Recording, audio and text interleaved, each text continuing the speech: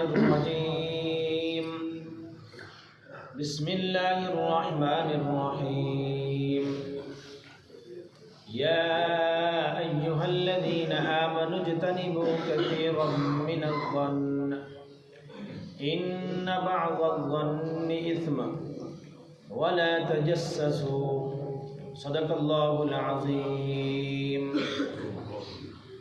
دوسرے عشرے کی دعا پڑھ لیں۔ بسم اللہ الرحمن الرحیم۔ استغفر اللہ ربی من کل ذنب واتوب الیہ۔ استغفر اللہ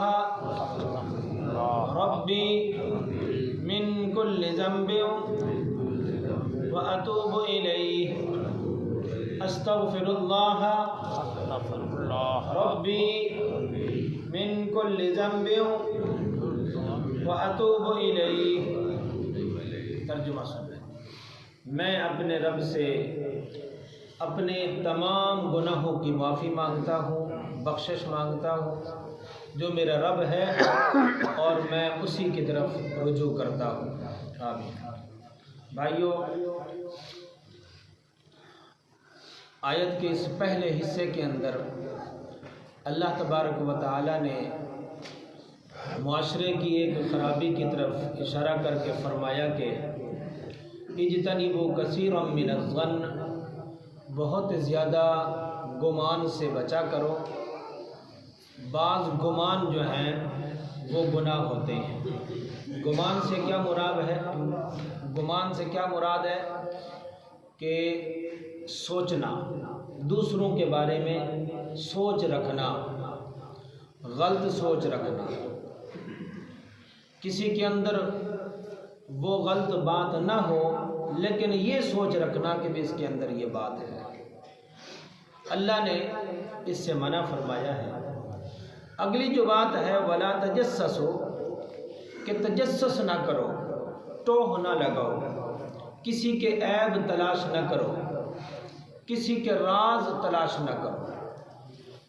یعنی ایک بات تو یہ ہے کہ کسی بات کا پتہ چل جانا، دوسرا یہ ہے کہ کسی کے راز کو تلاش کرنا، اس کوشش میں لگے رہنا کہ کسی کی بات معلوم ہو جائے اور میں اس کو بدنام کروں۔ افسوس کی بات یہ ہے کہ ہمارے معاشرے کے اندر یہ برائی بہت زیادہ ہے۔ یا ایک تو یہ ہے کہ ہم کسی کا راز نہیں چھپا سکتے، دوسرا یہ ہے کہ پھر کسی کے راز کو زبردستی تلاش کرتے ہیں، اگر نہ بھی ہو تو کم از کم جھوٹا اور جو ہے نا اس کو جھوٹ موٹ بنا کے پھر بھی اس کو بدنام کرنے کی پوری کوشش کی جاتی ہے۔ تو اس لیے اللہ تبارک و تعالی نے فرمایا کہ وَلَا تَجَسَّسُوا، یعنی اس ٹو میں رہنا کہ کوئی خامی مل جائے، کوئی عیب مل جائے، کوئی ایسی غلطی مل جائے کہ جس کی وجہ سے میں اسے بدنام کروں۔ یہ تجسس ہے، یہ ٹوہ لگانا ہے، یہ عیب تلاش کرنا ہے، جس سے اللہ تبارک و تعالی نے روکا ہے، اور حدیث میں بھی اس سے منع کیا گیا ہے۔ بلکہ یوں فرمایا کہ اگر کسی کے راز کا پتہ چل جائے، کسی کے عیب کا پتہ چل جائے، کسی کے بات کا پتہ چل جائے تو اس کو فاش نہ کرو، کسی دوسرے کو نہیں بتانا، بس چپ کر جانا۔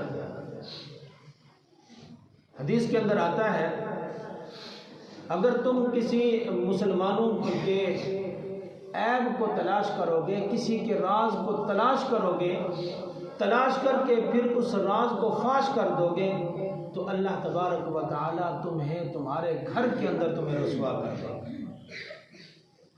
ایک اور جگہ فرمایا کہ اللہ کے نبی صلی اللہ علیہ وسلم نے فرمایا کہ کسی کے راز کی تحقیق نہ کرو، راز کی تحقیق نہ کرو، یعنی زبردستی تلاش کرنے کی کوشش نہ کرو، زبردستی تلاش کرنے کی کوشش نہ کرو۔ تو اس لیے فرمایا کہ پردہ پوشی کرنی ہے، یہ ایک مومن کا کام ہی نہیں ہے، مسلمان کا کام ہی نہیں ہے کہ وہ کسی دوسروں کے راز کو تلاش کرتا رہے، کسی کی باتوں کو سنے اور وہ دوسروں کو بتا دے۔ افسوس کی بات یہ ہے کہ ہمیں کسی کی بات کا پتہ چل جائے تو وہ تھوڑی ہی دیر کے اندر سارے لوگوں تک پھیل جاتی ہے، فلاں بندے کے اندر یہ راز ہے، یہ راز کی بات ہے۔ یہ ایک مسلمان کا کام نہیں ہے، ایک مومن کا کام نہیں ہے کہ وہ کسی کے عیب کو تلاش کرے، کسی کے راز کو تلاش کر کے یا کسی کے راز کو فاش کر دے۔ دوسروں کے حالات کو، دوسروں کے معاملات کو تلاش نہیں کرنا چاہیے۔ تو اس لیے اس سے روکا گیا ہے۔ مثلاً کیا ہے، کیسے کسی کی بات یعنی کسی کی بات کو سننے کے لیے پردے کے پیچھے چھپ جانا، کان لگا کر سننا، یعنی کان لگا کے سننا کہ بھی کوئی نہ کوئی بات تو مل ہی جائے گی نا، کوئی اس کو بدنام کروں، دوسروں کو بتاؤں۔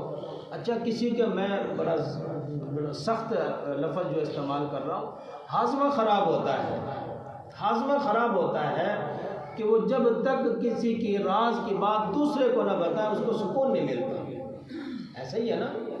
تو یہ اس وقت پھر سکون مل جاتا ہے جب وہ کسی کے راز کو، یہ پریشانیاں، یہ رسوائیاں یہ اس لیے ہیں کہ ہم دوسروں کے راز کو چھپا نہیں سکتے، اللہ پھر ہمیں رسوا کر دیتا ہے، پھر یہ پریشانیاں اس لیے آتی ہیں۔